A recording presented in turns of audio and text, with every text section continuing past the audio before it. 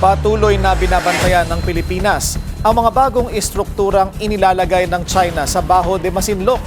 Ayon kay Coast Guard spokesperson for the West Philippine Sea, Rear Admiral J. Tariela, pinaniniwala ang bahagi pa lamang ito ng marine scientific research ng Beijing. Para sa atin, these are all violations of the Sa memo ng BNC, sinabi ni Tariela na sa ngayon ay wala pang indikasyon na ito ay isang ganap na military installation. Pero giit nito na hindi dapat maliitin ang mga hakbang ng Beijing dahil patuloy umano ang mga paglabag nito sa international law. What they're doing is yung tinatawag nating gray zone. But again, sa pamumuno ng ating Defense Secretary Gilbert Chodoro, we're not calling it gray anymore. For us, it is illegal, coercive, and aggressive and deceptive actions.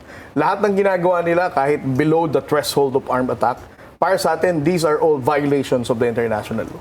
Sa harap nito, nananatiling alerto ang gobyerno sa mga hakbang ng Beijing sa West Philippine Sea. Pinaigting din ang pag-monitor sa Scarborough Shoal. Ang sinabi ni Admiral Gavan, pinangako niya sa NTFWPS, is that daily mayroon tayong MDA flight, no? Maritime Domain Awareness Flight. But so far, there are no Chinese vessels. May walang kumo-confront sa ating mga vessels. Mayroon, sir. Meron? There are still Chinese Coast Guard vessels who are also challenging our MDA flight. We also respond back. No? Sinasabi natin, it is a routine MDA flight na naayon sa UNCLOS and the 2016 Arbitral Award. Patuloy pa ring hinahamon ng mga barko ng China ang mga operasyon ng Pilipinas. Pero patuloy ding iginiigiit ng bansa ang karapatan nito alinsunod sa UNCLOS at sa 2016 Arbitral Award.